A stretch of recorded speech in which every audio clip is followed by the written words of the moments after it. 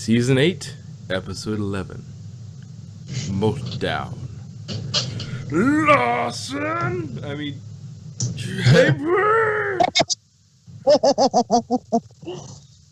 Can't blame this one on Larson. Nope. He had nothing to do with this. Haber, on the other hand. He's just missing the horn. But Well, when he's around Rarity, he gets pretty horny. Hey! Though I suppose Haber didn't really have much of the choice in it. It was just, this was your mandate. This is your episode. Flesh it out. Here's the episode idea. Spike's getting wings. We gotta sell the toys. We're giving Spike wings. Fly like an eagle. But I wonder who's. I guess is it Big Jim Miller that's the showrunner, or or is it Megan McCarthy? Yeah. I knew it was somebody, and somebody's up there, that had the final sort of. Well, I guess Hasbro has the final sort of stamp off on that, and they're like, "Oh, new toys? Yes, please." So we open the episode with Spike going with Rarity to see Pee-wee and collect some phoenix feathers for a dress. I can think of better uses for phoenix down, but okay. Yeah, and the side effects of the Phoenix down, I wouldn't want that in a dress. Yeah. You deafen the wearer, and possibly people or ponies around them. Anybody who touches the dress is like, oh yes, I suddenly cannot hear. Sounds like a pretty loud dress to me.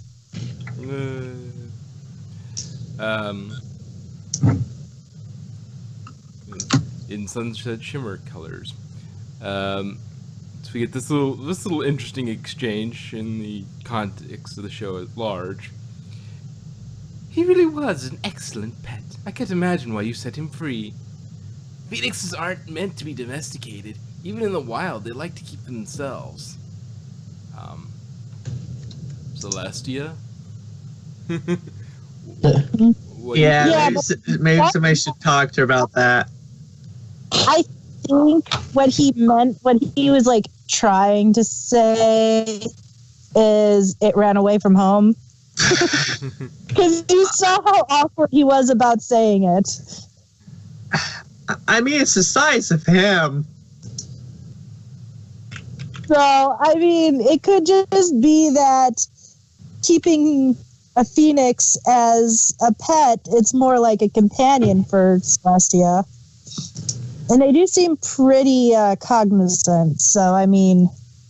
Well, and the thing is, it's also, phoenixes are functionally immortal, so long as I don't know, why there aren't a billion phoenixes, because if you think about it, okay, they only die to burn up and be reborn as brand new, so they're functionally immortal. There could be other ways they could die. I mean, they could be hunted. That was what I was about to get into. So I mean, there's got to be something that can actually eat phoenixes. Do they sometimes get eaten when they're old? Yeah, and not only that, there's also, it could just be they don't have offspring that often.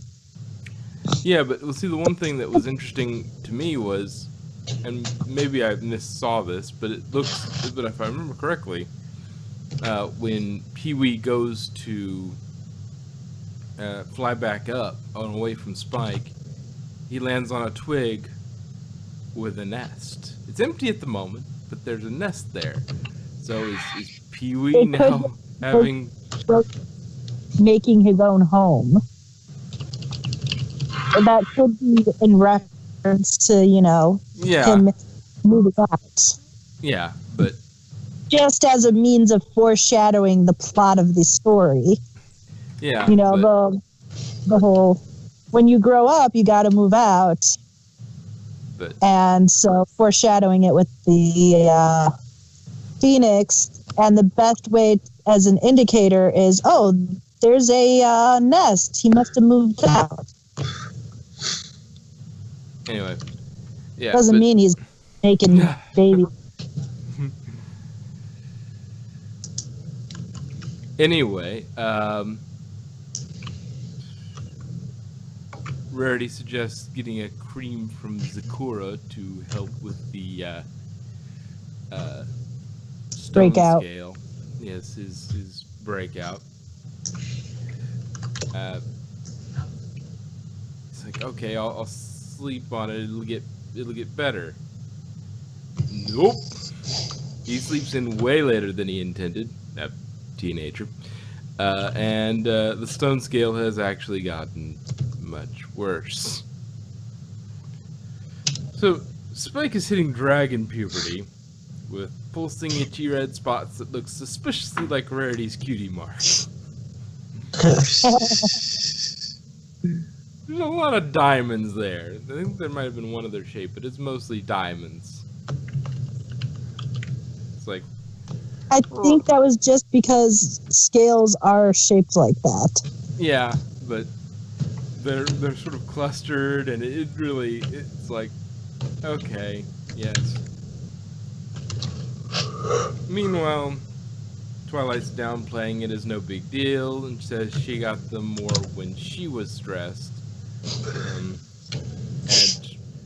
in an interesting little aside, it's like she's a little frustrated that Celestia probably never had a blemish in her whole life. I love that part. A little salty there, huh? A little bit. Of course, that's also bait for Celestia background depth that has old pictures of her with blemishes. If there were cameras back then. Could just be a painting. Yeah. Would they include the blemishes? No, if she did have a portrait taken, she's probably like, I will end you if you painted my blemishes. It could have been before she was an official princess.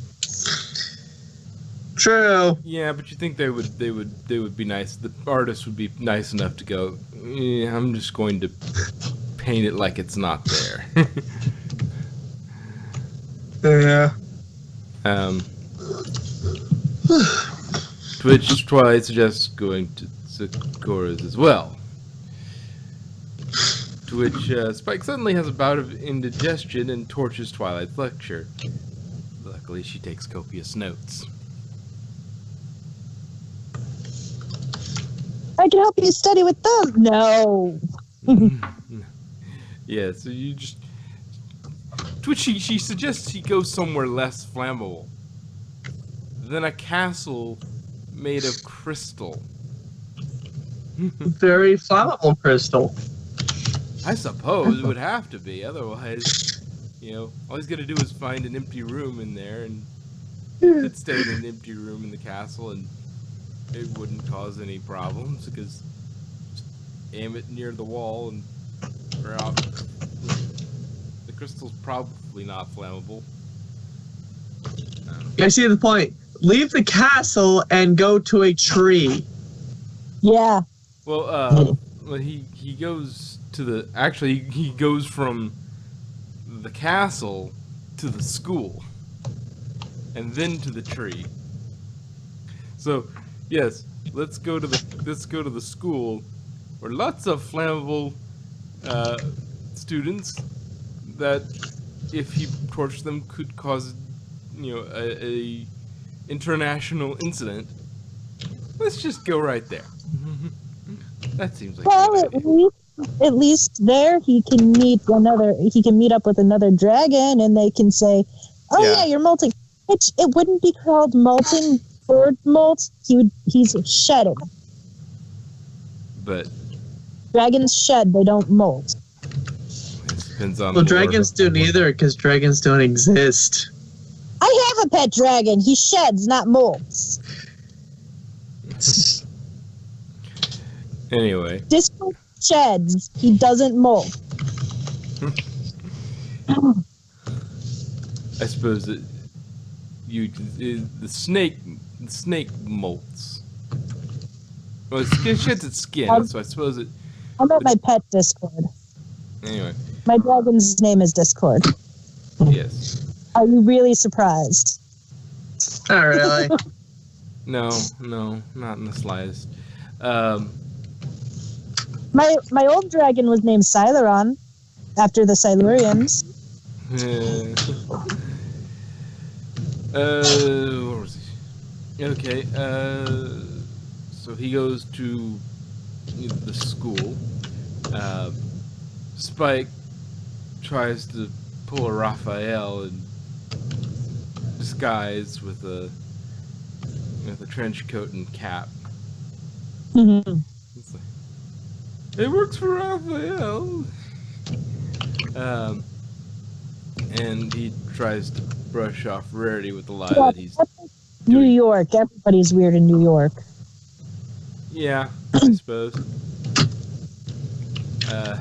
Yeah. He tries to brush off Rarity with the lie that he's doing tours today, which surprises Pinky. Really? I thought I was doing tours. I'm not. Cool. To which he gives the tour a new Academy record. Mm-hmm. And he also seems to be having trouble controlling the volume of his voice. Yeah. So let's count up the problems so far. He's got blemishes. His voice is weird. We'll continue and see what else we find. Fire. Yeah, burping, indigestion, burping fire. At least, Twilight's notes didn't end up on Celestia. Yeah. The last time hookups, they all ended up at Celestia ended up doused in scrolls. Yeah, that would have been funnier if they poofed out and then Celestia has to send them back. It's like Spike ends up burning them and belching and then belches back out. She just gets a shower of notes. God damn it, not again. So after accidentally torching his disguise, he runs off and Smolder finds him. She explains he's experiencing a pretty rough molt. Completely normal part of growing up dragon. But we also get the whole retcon of dragons get bigger by being greedy. And they do get bigger. Greed-induced bigness is a thing, but it's not natural. The natural maturation process. It's more like out than actually getting swole. And then we also add another list to the puberty-like symptoms. Oh, I didn't say that. That molt stench is a magnet for predators. Tatzelworms, hydras, rocks. Dragons are scared of rocks. R-O-C-S. Hey, at least he has some friends. Humongous birds of prey, they can snack on a molten dragon like candy. It's funny because when the rock came out, Jack's like, Eagle! And I'm like, no, that's a rock. He's like, no, this is a rock. And he held up one of his stones. Mm-hmm. Raptors of considerable size? I don't think they exist. Do my Princess Bride reference there? I've never seen Princess Bride and don't care to. Oh, it's very meme-worthy. They have rodents of unusual size. RUSs. Raptors of considerable size. Anyway, though I think that might just be a mythical thing on its own. Apparently, a rock mythical thing of its own. Yeah. Apparently, Molt stench smells like Brussels sprouts covered in cotton candy. To which Pinky is intrigued. Well, I guess Pinky's a predator. Which is kind of why is she working at a school then? That was you said it, and I was like, I don't have the heart to make that joke. So,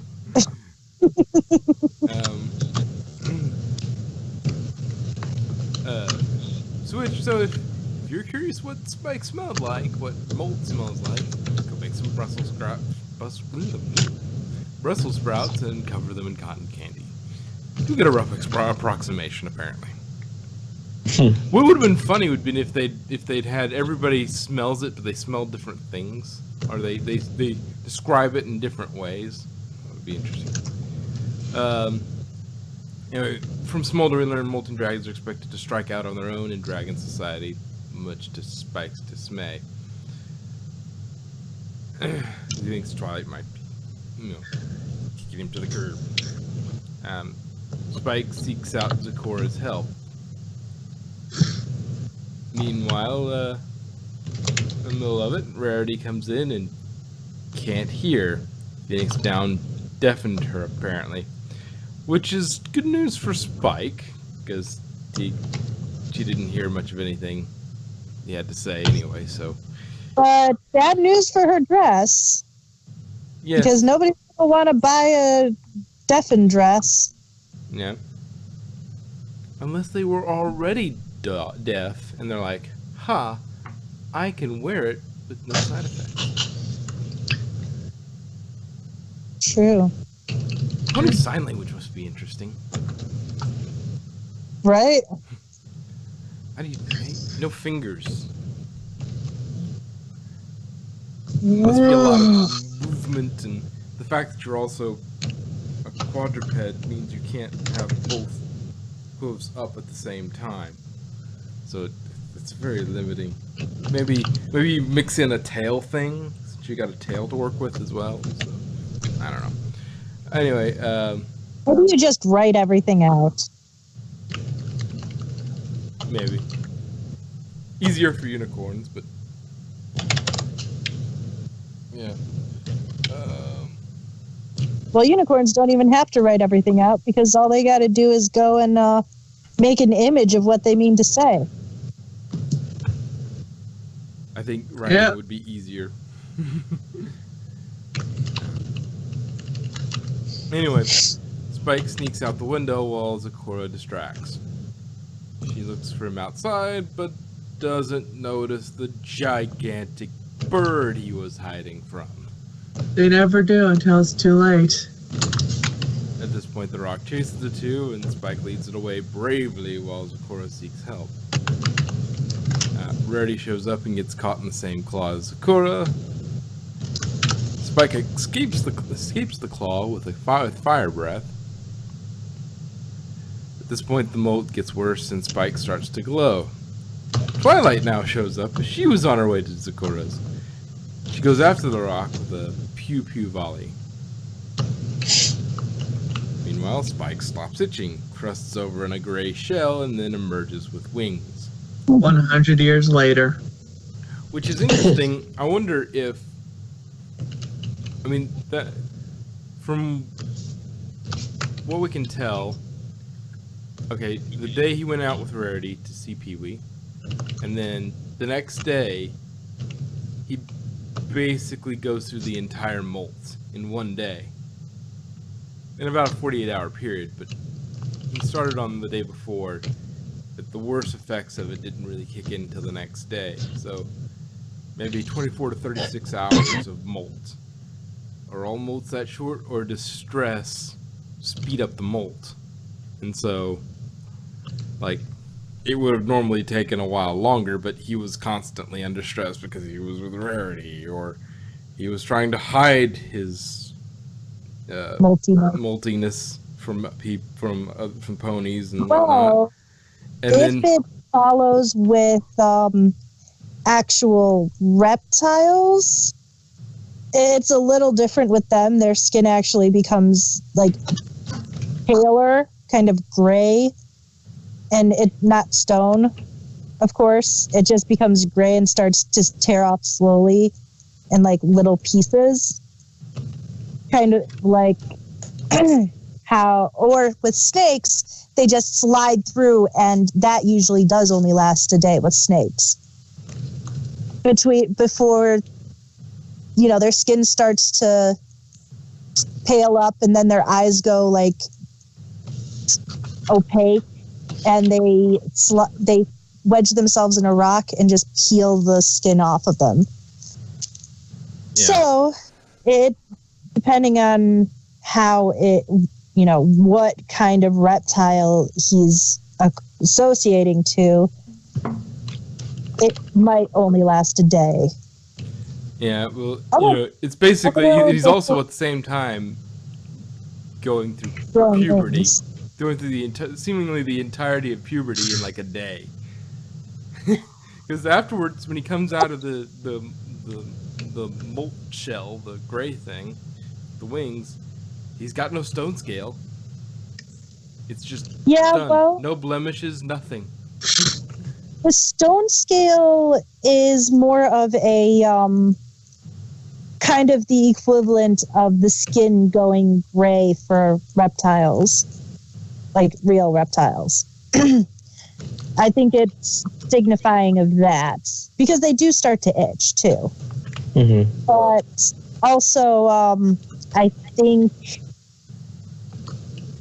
it could be more of a kind of a cycle thing, because I know real reptiles, they shed every couple months. So it could just be the start of that, where he will start to shed more, a little kind of every few months, every, 6 months, something like that, depending. And at least for females, when they go through a menstrual cycle, they break out. So it could be just part of that itself, not he's going to be breaking out constantly. Let's see.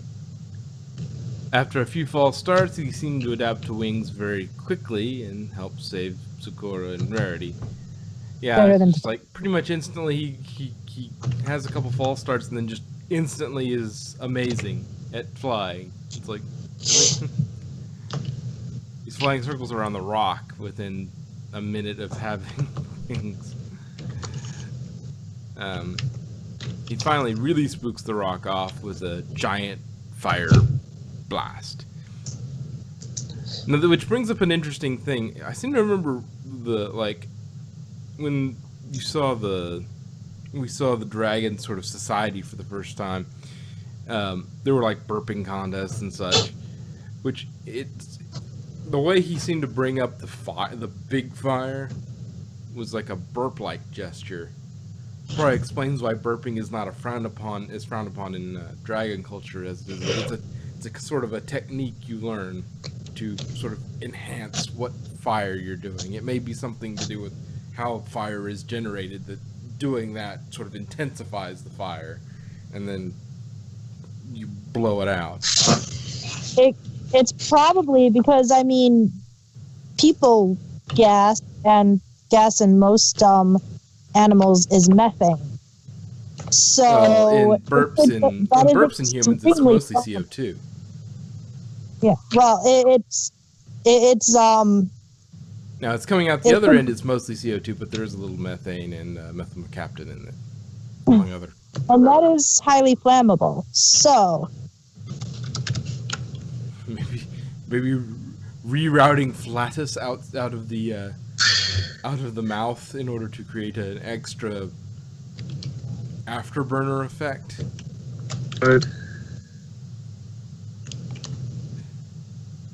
Anyway, probably assuages his fears that she's going to kick him out. Also, the molt seems to happen quickly. Perhaps high stress sped up the process. Okay, that's all my notes on it. This is the So we have a My Little Pony puberty episode. Yep.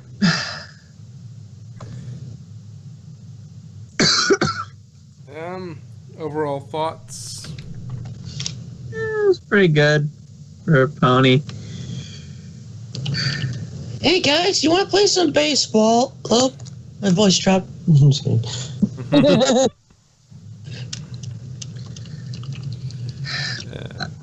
I just wait for the episode where Spike has to do like the 100-year sleep or whatever. I don't think all dragons do that. I think that dragon did just because he probably got the bigness. Because you notice he had a huge hoard. It might have been because he was artificially big. Yeah.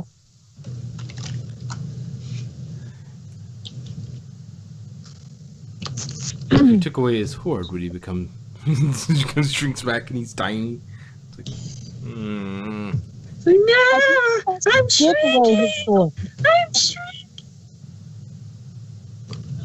Dragon culture has really evolved over time with the show. The lore has really changed as to what constitutes, okay, where do dragons come from? Well, we don't know. Oh, well, yeah, we do know the dragon lands are not. They didn't know. They knew where. We may have known where it would come from. I don't think they ever said that, but we did never see it. It's like, oh yeah, it's Dragonlands. They're over there. That's where the dragons are. It's like,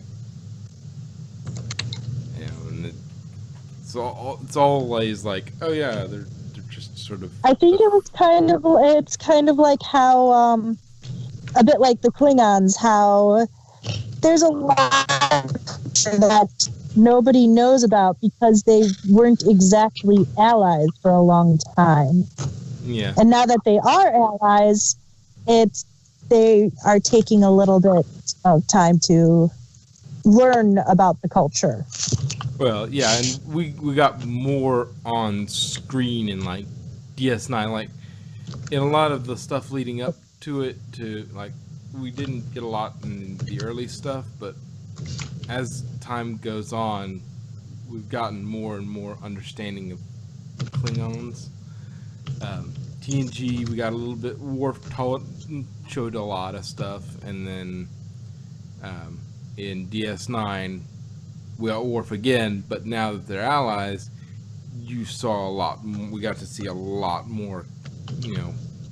What is Klingon society really like?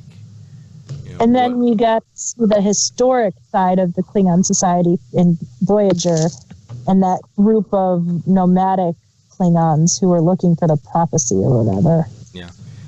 Then you have discovered that doesn't exist. Yeah. I'm sorry, those aren't Klingons. If you'd even stopped at just what JJ verse Klingons look like, I could at least, I wouldn't like it, but it would be okay. I could live with that. But Discovery Klingons are atrocious. yes, Disco Klingons. I hope they do another. We don't talk about that. Why did Klingons look so strange for those few years around the war? We don't talk about that with outsiders. Yes. And then we get an explanation in a later, thing. The hand wave, the whole thing, because you had two canon ways of depicting Klingons, and you couldn't do either of them. Anyway, let's not go out on a rant about Klingons. Yeah. Um. What can of worms did I open? Oh wait, it's Gach. Yeah. You eat canned Gach. Ugh. I was eating it. Were you feeding it to your talk? It was raw and wriggling. Okay, that's enough about Klingon cuisine. Yeah, it's another episode this season that's handling a delicate topic in a different way. It's allegorically facing a topic that lots of, all kids will have to deal with it at some point. I mean, Maidrock is still Next up, waiting for that, but Next up, the mating rituals of dragons. Oh no. Oh god. No, I think that will be left for the changelings. Oh, dear God.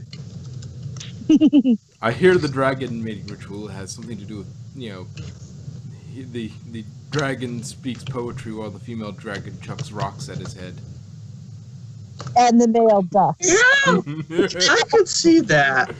Is it now going to be canon that the dragons are Klingons? I would be okay with that. I would be okay if they were classic Klingons. As long as they don't go to disco Klingons. Yeah. Disco dragons. That honestly, I wouldn't put it past them to make that part of like the Hearts and Hooves Day of dragons. The male dragons try to impress the female dragons, while the female dragons chuck rocks at them. Or talk to duck.